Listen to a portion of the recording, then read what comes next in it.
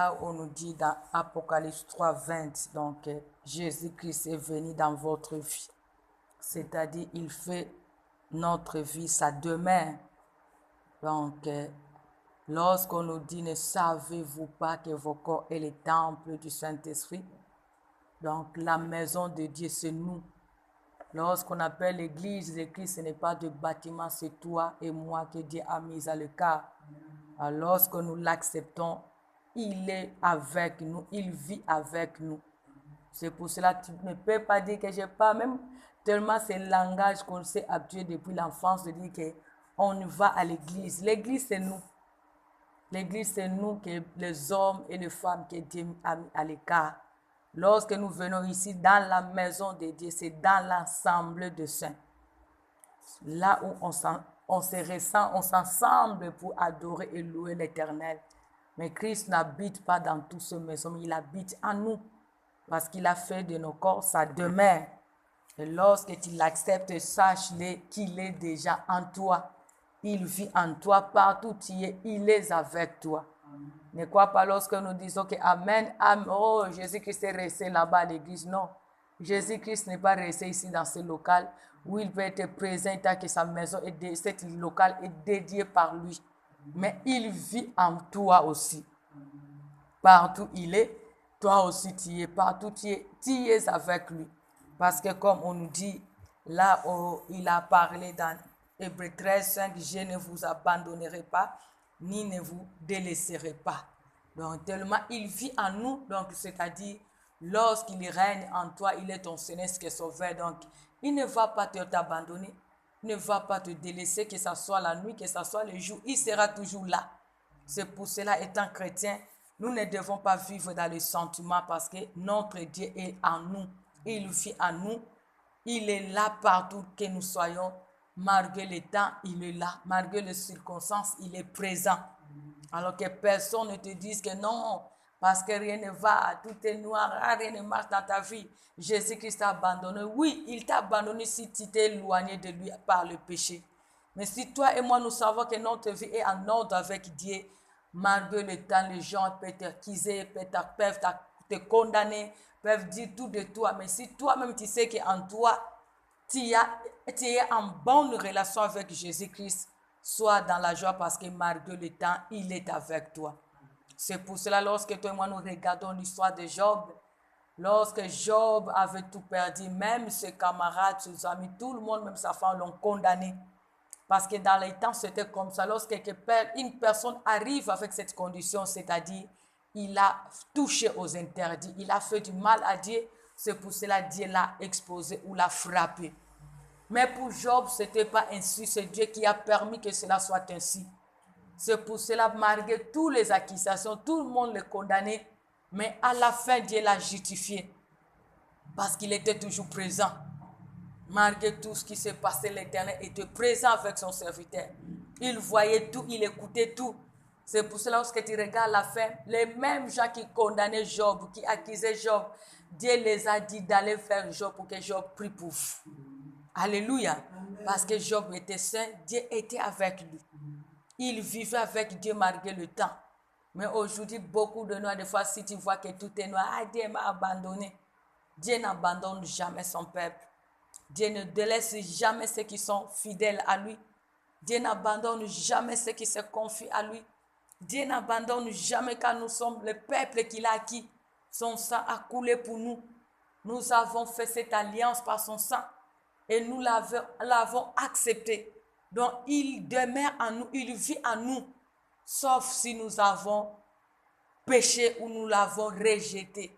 Parce que c'est nous qui abandonnons Dieu. Dieu ne nous abandonne jamais. C'est nous qui abandonnons Dieu par nos œuvres, par nos sentiments, par nos vies de péché, par notre incrédulité, par nos révoltes, par notre arrogance. Mais Dieu demeure fidèle. Il est là, comme il a dit que je ne vous abandonnerai pas. Il est toujours là pour nous. Il est disponible à tout temps pour nous. Mais c'est nous, les enfants de Dieu, qui abandonnons à tout moment l'Éternel par nos sentiments. C'est pour cela qu'on nous interdit, étant enfants de Dieu, ne vivons pas. Un enfant de Dieu ne dépend pas des sentiments. Les sentiments nous séparent de Dieu. Les sentiments nous éloignent de Dieu. Les sentiments nous empêchent de vivre la fidélité de Dieu. Le sentiment nous empêche de vivre dans la foi. Le sentiment nous empêche de vivre dans sa parole. Nous devons être les hommes et les femmes spirituels. Nous devons faire que lui seul, qu'il puisse dominer, qu'il puisse vivre en nous partout, quel que soit le temps, pour que la gloire lui soit toujours rendue. Nous allons lire dans Colossiens 1, 27. Colossiens 1, 27.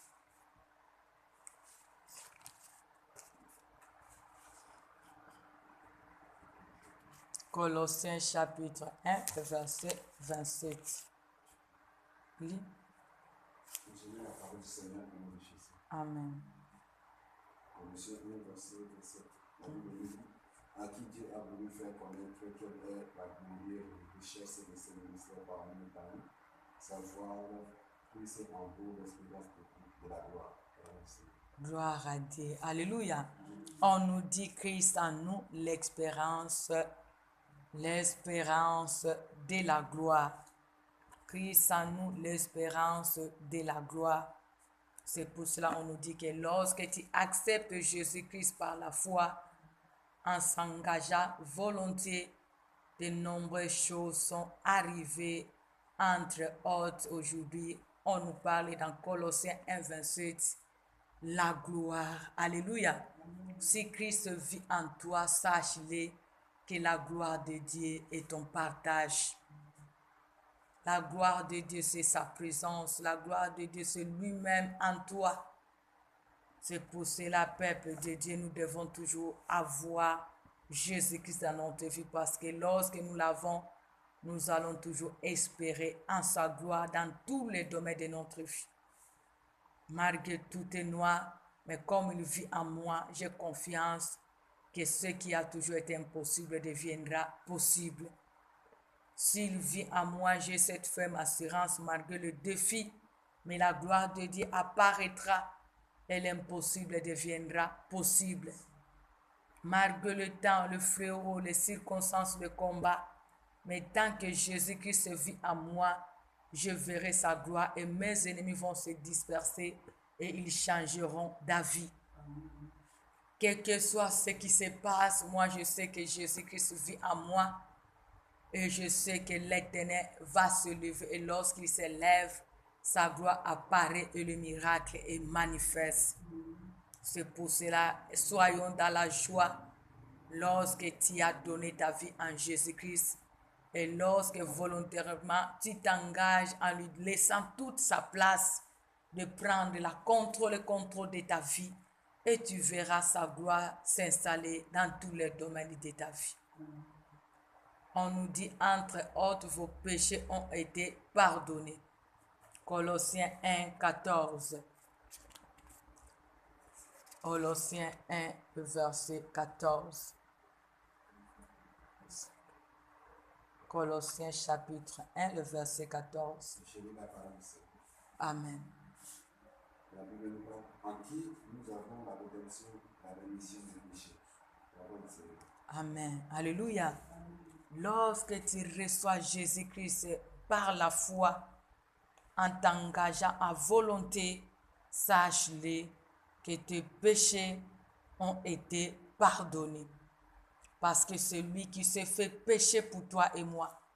Il a accepté de mourir à la croix.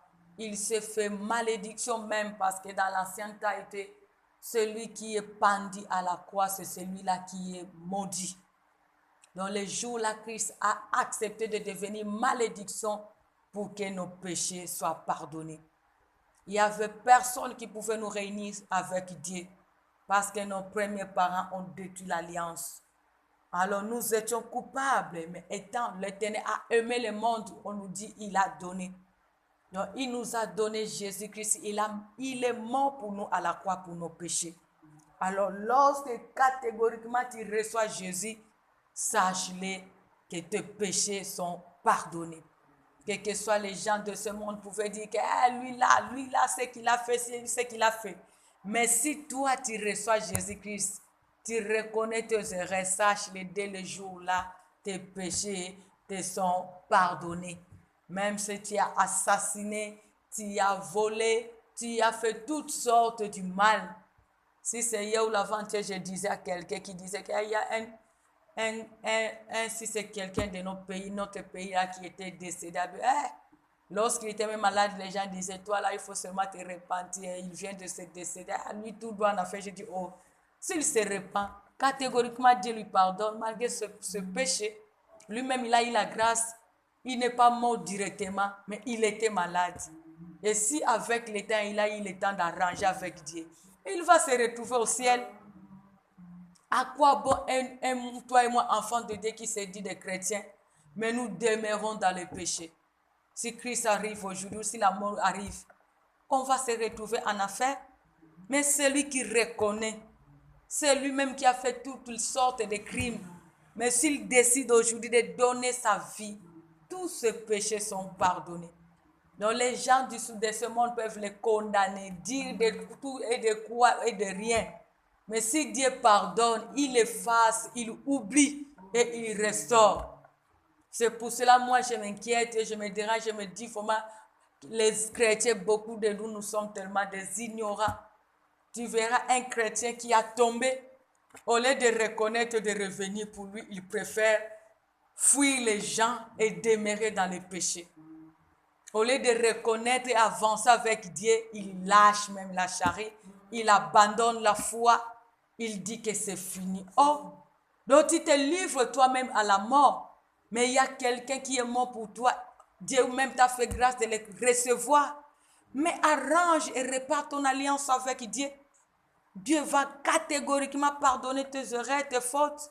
Parce que lui, il a dit seulement, reconnais seulement d'où tu es tombé et répands-toi. Dieu nous a dit, revenez à moi et moi aussi je reviendrai à vous. C'est pour cela, des fois, si tu vois quelqu'un, il ne faut jamais condamner. Parce que tu ne connais pas l'intimité de la personne. À des fois, la personne que nous sommes tentés de jeter le pied, si cette personne a déjà rangé avec Dieu, le mal là que tu entends pour la personne n'arrivera pas parce que la personne a déjà rangé avec son Dieu. Alléluia. C'est pour cela un véritable enfant de Dieu, il reconnaît et il arrange et il demeure dans le chemin, bon chemin. Il ne faut pas faire que non, parce que Dieu pardonne. Aujourd'hui, j'ai fait, demain, je reprends. C'est l'iniquité. Dieu connaît de l'iniquité. Nous devons reconnaître et abandonner. C'est pour cela, dans Jean, la Bible nous dit, portez le fruit digne de la repentance. C'est ce que Dieu attend de nous. Le fruit digne de la repentance. Ne commettons pas le péché tant que nous savons que je vais faire parce que je vais demander pardon. Je vais faire parce que Dieu va me pardonner. Non. Si tu reconnais que c'est mauvais, abandonne. Demande pardon et abandonne. Mais ne fais pas ça la coutume parce que c'est ça qui va nous tuer, c'est ça qui va te tuer, c'est ça qui va te détruire. Parce que l'Israël, de temps en temps, il revenait à Dieu. Mais au moment opportun, lorsque Dieu avait décidé, ils n'ont pas pu vivre Canaan. Parce que c'était l'iniquité.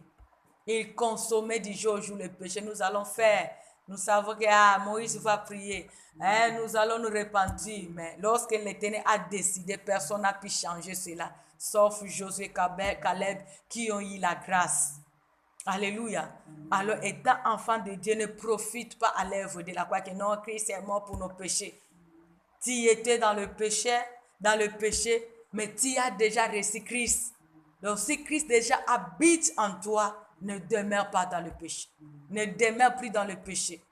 Tu peux tomber, comme la Bible nous dit, le juste tombera, mais il se relèvera. Donc, Dieu ne nous dit pas de rester. Tu tombes, tu repars avec Dieu et tu continues, tu abandonnes. C'est ça que Dieu attend de nous, d'abandonner le mal. D'abandonner car l'esprit est bien disposé, la chair est faite, mais ne fais pas la chair l'occasion que non, l'esprit, parce qu'aujourd'hui les chrétiens, ce sont des versets que nous appuyons. L'esprit est bien disposé, la chair. Mais Dieu nous a dit, la chair a ce désir qui est contre celle de l'esprit, et l'esprit a ce désir qui est contre celle de la chair. C'est pour cela qu'on nous dit que les enfants de Dieu ne dépendent pas des sentiments, parce que ce sont des sentiments qui nous amènent au péché. Alors le salaire du péché, c'est la mort. Et tant qu'enfants de Dieu, nous avons la connaissance que le salaire du péché, c'est la mort.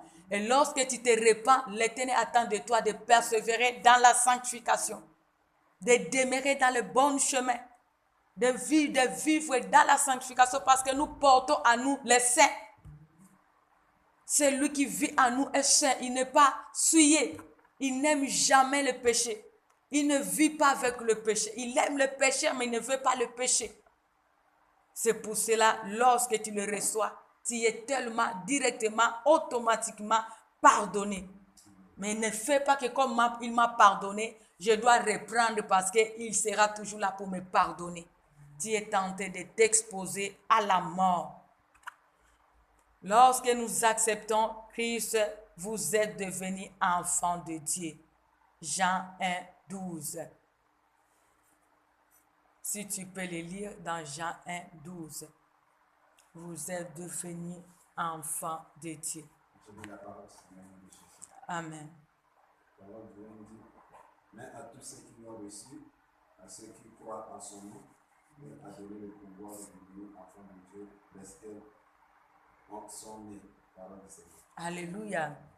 Lorsque tu as reçu Jésus, lorsque tu crois à son nom, tu es devenu catégoriquement enfant de Dieu. Tu es entré dans la famille de Dieu. Tu es devenu le prince ou la princesse dans le royaume de Dieu. Tu es dans son royaume de sacrificateur. C'est pour cela un enfant de Dieu ne peut pas vivre comme n'importe qui. Parce que tu es un prince, tu es une princesse. Donc tu ne peux pas vivre comme une personne normale. Nous sommes dans ce royaume. Est-ce que nous voyons les enfants du roi venir jouer avec n'importe qui dans les quartiers? Nous les voyons fréquenter n'importe quelle école. Nous les voyons entrer dans n'importe quel supermarché. Parce que leur vie n'est pas normale comme d'autres personnes. Donc c'est ça normalement pour nous aussi les enfants de Dieu. Nous sommes des enfants de Dieu. Nous ne pouvons plus vivre comme toute personne. Nous devons vivre comme notre Dieu. Il y a le principe. C'est pour ça que tu verras dans les familles royales, ils ont même les enseignants qui leur enseignent comment vivre, comment marcher, comment agir, comment manger, comment parler, parce qu'ils ne peuvent pas agir comme tout le monde, ne peuvent pas parler comme tout le monde, ne peuvent pas fréquenter tout le monde. Alléluia. C'est ça un enfant de Dieu. Mais aujourd'hui, les chrétiens disent, ah, c'est quoi ça, c'est quoi ça? Mais des fois, on peut te dire que non, c'est un orgueilleux ou une orgueilleuse. Non. Nous avons nos principes à suivre étant enfants de Dieu. Nous avons des choses que nous devons faire étant enfants de Dieu. Ce n'est pas parce que nous sommes même colonie, comme toi, si le Congolais le fait, tant que moi aussi je suis Congolais, je dois faire ça. Non, je ne dépends pas de la nationalité, mais je dépends de l'identité d'un enfant de Dieu. Donc je dois faire ce que mon identité me pousse, me demande de faire. Je dois marcher selon l'identité que je porte. Je dois faire comme mon Dieu, l'identité de Dieu que je porte parce que nous sommes les ambassadeurs. Parce que je suis tenté de représenter Dieu. Nous sommes de petits dieux, nous sommes de Dieu. Ne savez-vous pas que vous êtes de Dieu? Alléluia. C'est pour cela un véritable chrétien qui connaît sa vraie nature, il est différent. Le monde peut t'appeler, oh, celui-là, il se croit qui non, parce que tu connais ta vraie nature. Celui qui connaît sa vraie nature, savent comment marcher. C'est pour cela, tout le monde, moi j'ai l'habitude de dire que même à l'étranger, chacun connaît sa vie, sa famille. Parce que si tu connais réellement ta vie, ta famille, tu ne peux pas te conformer comme tout le monde à l'étranger parce qu'on est à l'étranger. Parce que l'étranger ne peut pas changer notre identité, ni notre famille, parce que nous restons toujours les enfants de cette famille-là. Nous restons toujours les enfants, les chrétiens là, parce que même au pays, nous étions des chrétiens. Les mêmes chrétiens qui sont au pays sera jugé, même pas différemment de celui-là qui est ici au Maroc. Tout le monde nous serons jugés égaux. Ne dis pas parce que le Dieu qui est au pays, au Congo, va juger les chrétiens du Congo différent que les chrétiens de l'étranger. Non, il est le même. Alléluia. C'est pour cela que tu verras que lorsque tu regardes les Daniel à Babylone, à l'étranger, Tout le monde, tu verras Mardoché, les gens qui étaient à l'étranger, mariés à l'étranger, mais ils ont gardé leur nature, leur identité de juifs, des enfants de Dieu. Malgré ils étaient même à côté du roi. On nous dit que Daniel n'a pas voulu partager le vin du roi. Alléluia. Parce qu'il connaissait sa vraie nature. C'est pour cela, mariés à l'étranger, Dieu les a différenciés. Dieu les a honorés. Un véritable Dieu doit connaître que je suis un enfant de Dieu. Partout je suis un enfant de Dieu. Je ne me laisserai pas faire à n'importe quoi ou à n'importe qui parce que ma nature, c'est un enfant de Dieu. Je suis chrétien. Je ne peux pas garder ou couvrir mon identité ou cacher mon identité. Moi, des fois, un jour, lorsque je me retrouve avec des Marocains, toi là avec eux, mais oui, je ne peux pas cacher, je suis chrétien 100%. Je suis chrétien. Le Maroc ne peut pas changer mon identité. Je reste chrétien et je demeure chrétien. Partout à la police, vous me demandez chrétien. À l'hôpital, je suis chrétien. En route, je suis chrétien. Vous ne pouvez pas m'influencer parce que je suis à l'étranger. Non, c'est ça mon identité. Si vous ne voulez pas, moi c'est ça qui est mon identité. Tu ne peux pas m'imposer ton identité parce que moi, mon identité, c'est chrétien. Je suis un enfant de Dieu et je me limite. Il ne faut pas me montrer que parce que vous là, ici, c'est comme ça. Toi aussi, ici, c'est... Non. Je suis chez vous, mais moi, ça, ce n'est pas ça pour nous les chrétiens. Ce n'est pas ça étant que je suis enfant de Dieu. C'est pour cela que tu verras que beaucoup de Marocains que je fréquente, que ce soit les petits ou grands, elle là, c'est l'église, elle a les choses de l'église, elle a chrétien, elle a... On doit connaître ta vraie nature. Nous ne pouvons pas changer. Nous avons vu dans ce pays beaucoup de chrétiens, ils ont lâché. À cause du travail, même, on l'a fait porter une identité. Là, il commence même à, lui-même, il commence à enlever même son nom même des chrétiens. On l'a donné leur nom là maintenant. C'est ça maintenant qu'il commence à dire que non, mon nom c'est comme ça. Il a changé même le nom à cause du travail. Alléluia. Vraiment, c'est regrettable parce que nous ne savons pas les dieux que nous portons. Parce que si nous connaissons les dieux que nous portons, nous serons dans la joie de lui présenter partout. Parce que beaucoup même des autres religions que nous voyons, ils nous envient. Mais d'autres personnes, tellement c'est leur coutume, ils ont seulement peur de se débarrasser de ces coutumes-là. Ils ont seulement crainte des fois de leurs parents, de leur famille, mais ils envient les chrétiens. Mais nous-mêmes les chrétiens, on a honte de cette identité. On a honte de nous présenter, mais beaucoup nous envient. C'est pour cela vraiment que Dieu nous aide. Alléluia. Que Dieu nous aide parce que nous sommes les enfants de Dieu.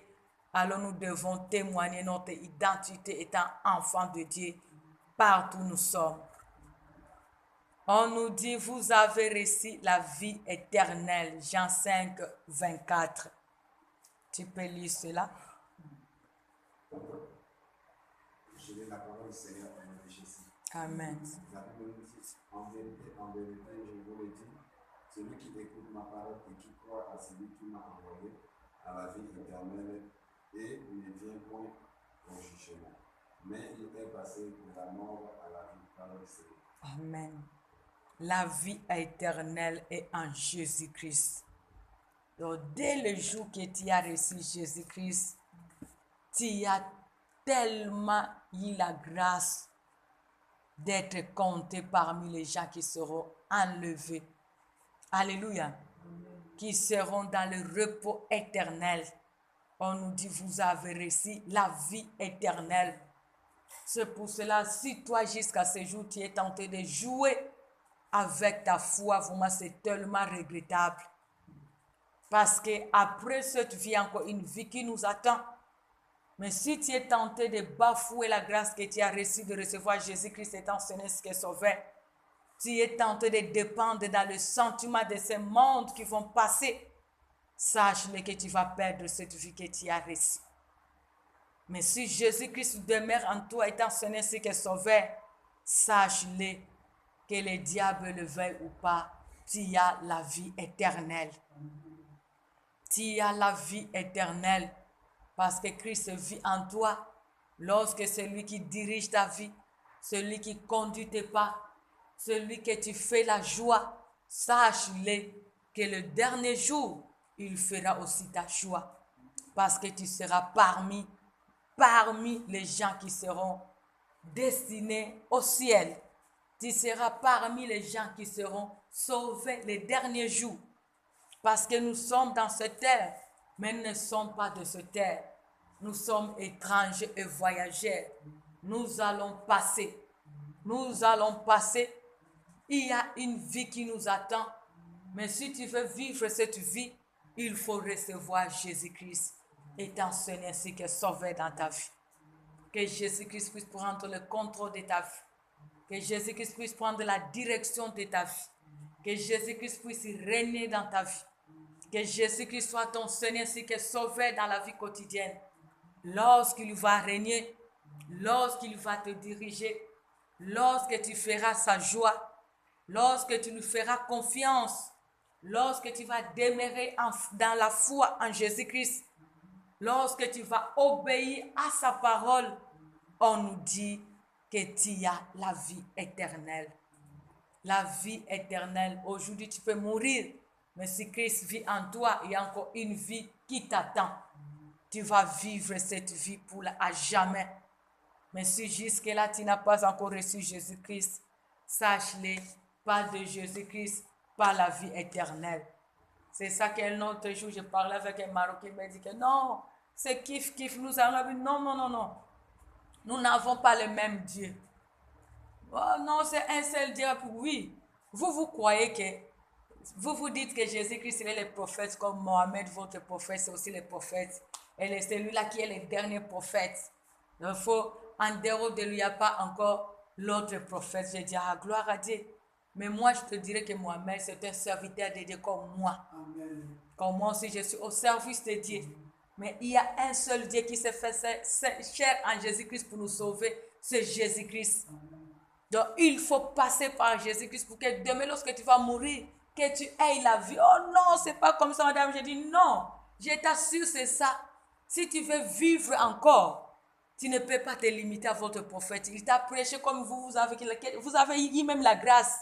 Que même dans votre livre, dans votre Bible, il y a Jésus. Donc vous le reconnaissez. Car le prophète l'a témoigné. Donc vous n'êtes pas ignorant de cet homme pour tout ce qu'il a fait. Je te donne la grâce de l'accepter.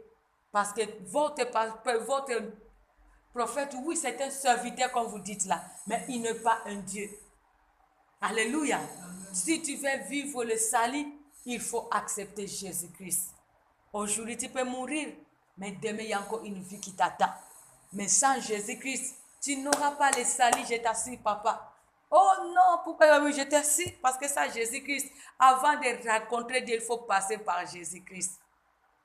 Donc, tu dois l'accepter pour que tu puisses avoir cet accès. Oh non, on vous complique. Non, c'est vous qui se complique. C'est vous qui se complique, mais le vrai chemin qui va t'amener au ciel, il faut passer par Jésus-Christ. Accepte-lui dans ta vie et tu verras que ton chemin sera grandement ouvert pour le salut. Tu dois recevoir Jésus-Christ pour la vie éternelle. Alléluia. D'autres points, on nous dit, vous avez commencé la vie passionnante pour laquelle Dieu vous a créé. Jean 10, 10. Vous avez commencé la vie passionnante pour laquelle Dieu vous a créé. Jean 10, 10. Amen. Le voleur ne vient que pour dérober, égorger et détruire. Moi, je suis venu afin que le bébé ait la vie et qu'elle soit par l'abondance. Alléluia. Le voleur, c'est le diable. Lui, il est venu seulement pour voler, égorger et détruire. Mais Jésus-Christ, il est venu pour que ces brebis, c'est qui? Ceux qui l'ont accepté dans ce Seigneur qui est sauveur. Alléluia. Donc, si tu n'as pas encore accepté Jésus-Christ, tu n'es pas dans la bergerie. Alléluia. Tu n'es pas son brebis. Pour être le brebis de Jésus, il faut l'accepter étant Seigneur qui est sauveur à volonté. Pas être poussé par les gens, mais personnellement, toi-même, tu dois le recevoir, qu'il entre dans ta vie, qu'il siège, vit avec lui, qu'il fasse de toi sa demeure. Et lorsque tu le reçois, tu auras la vie passionnante que Dieu t'a destinée. C'est pour cela que les gens cherchent la vie. Je suis parti en Europe pour aller chercher la vie. Non, la vie, nous marchons avec lui. Parce que la vie, c'est Jésus-Christ. Si tu as besoin de vivre une vie passionnante dans ce monde, reçois Jésus-Christ et ton Seigneur et Sauveur. Tu auras la vie, tu auras la vie dans tous les domaines. Il dit, et la vie en abondance. Il dit, afin que mes brebis aient la vie et la vie en abondance. La vie de ce monde est limitée. Mais si nous acceptons Jésus-Christ, nous aurons la vie en abondance qui est illimitée. Colossiens, 2 Corinthiens 5, 17.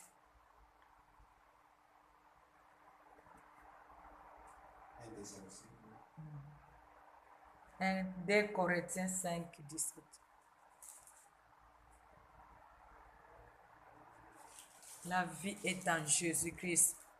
En dehors de Jésus-Christ, il n'y a pas la vie. Amen. Si quelqu'un est en Christ, il est une nouvelle créature. Les choses anciennes sont passées, voici toutes les choses sont devenues nouvelles. Alléluia. Si quelqu'un est en Christ, il est devenu une nouvelle personne. Voici la vie passionnante. Tu n'es plus l'ancienne personne ou l'ancienne personne, mais tu deviens une nouvelle personne. Donc les gens qui t'ont lapidé pour le passé, Christ ne voit plus ton passé. Christ maintenant te voit une nouvelle créature, une nouvelle personne lorsque tu le reçois. Il te donne son identité d'un enfant de Dieu. Tu deviens une nouvelle personne, une nouvelle image avec Dieu. Donc il y a la vie maintenant. Parce que l'autre fois, lorsque nous étions en Égypte, c'était l'image de la mort. Alléluia. Malgré on vivait, mais on ne vivait pas. Donc, c'est pour ça, aujourd'hui, si Dieu t'ouvre les yeux spirituels, à deux fois, tu peux crier. Tu vas fuir même de rester dehors. Parce que tu verras que les morts qui vont passer devant toi. Alléluia. Tu verras que les gens qui n'ont pas Jésus-Christ, qui marchent, mais nous, physiquement, on les voit vivants, mais spirituellement, ils sont déjà morts. Mais si tu reçois Jésus, tu as la vie. Et une nouvelle vie est catégoriquement installée en toi. Si les gens t'appelaient prostituée, mais lui, Jésus-Christ te voit saint. Alléluia. Te voit la sainte. Si les gens te voyaient voler, mais lui te voit saint. Si les gens te voyaient, c'est comment toutes sortes de traitements, mais devant lui, tu es saint. Alléluia. Tu deviens une nouvelle créature. Tu deviens une nouvelle personne. Donc tout le cachet de l'Égypte, toute identité de l'Égypte ne t'appartient plus parce que tu deviens catégoriquement l'enfant de Dieu dans le royaume de Dieu. La vraie identité, la nature de Dieu est catégoriquement installée en toi. Alléluia. 1 Thessaloniciens 5, 18. Je lis la parole du Seigneur au nom de Jésus. Amen. La Bible nous dit, rendez grâce à toutes choses, car c'est à votre égard la volonté de Dieu est en Jésus-Christ. Alléluia. 1 Thessaloniciens 5, 18. Tu as lu 1 Thessaloniciens 5, verset 18. Oui. Rendez grâce à toutes choses, car c'est à votre égard la volonté de Dieu en Jésus-Christ. Gloire à Dieu. 1 Thessaloniciens 5, 18. En toutes circonstances, rendez grâce à Dieu, car est-elle votre égard à la volonté de Dieu en Christ Jésus. Alléluia. Lorsque tu reçois Jésus-Christ, ta vie dépend maintenant de la volonté de Dieu. Alléluia. Tu ne dépends plus du monde, mais tu dépends de la volonté de Dieu dans tous les temps et les circonstances. C'est pour cela la Bible nous dit dans le cœur de l'homme, il y a tant de projets, mais c'est le dessein de l'Éternel qui s'accomplit. Un véritable enfant de Dieu dépend de la volonté de Dieu. Lorsque tu reçois Jésus-Christ, ce ne dépend plus de toi. Tu dépends de la volonté de Dieu. Tu dépends de la volonté de Dieu dans toutes les circonstances. Tu dépends de la volonté de Dieu parce que c'est Dieu qui est maintenant ton maître. C'est Dieu maintenant qui est ta source. C'est Dieu maintenant qui est ton guide. C'est Dieu maintenant qui est ton aide. C'est Dieu qui est maintenant tout de toi. Tu n'as plus la volonté, mais c'est la volonté de Dieu qui va commencer à s'imposer sur toi. C'est pour ça que tu verras des chrétiens paresseux, des chrétiens craintifs. Ils fuient la volonté de Dieu. Mais un véritable enfant de Dieu s'engage à la volonté de Dieu. S'engage, se laisse se soumettre à la volonté de Dieu. Parce que réellement, oui, beaucoup de gens disent que les choses de Dieu, c'est tellement difficile. Oui, c'est difficile si tu vis encore dans les sentiments. Mais c'est facile si tu t'abandonnes entre les mains du Seigneur. Parce que ce ne sera pas toi, mais c'est lui. Parce qu'il va créer même le vouloir et le faire à toi pour fléchir à sa volonté. Mais si tu vois que jusque-là, on est tenté de résister, sache-le qu'on est tenté de nous battre avec nos sentiments, avec nos passions. Mais si tu te laisses, la volonté de Dieu va toujours se faire pour sa gloire. Alléluia. Nous devons nous arrêter ici. Nous allons dire merci à l'Éternel. Disons-lui merci pour sa parole. Nous allons lui dire merci pour son enseignement. Nous allons lui dire merci pour tout ce qui ne cesse jamais à réaliser. Remercions-le pour sa fidélité. Remercions-le pour son amour. Au nom de Jésus-Christ.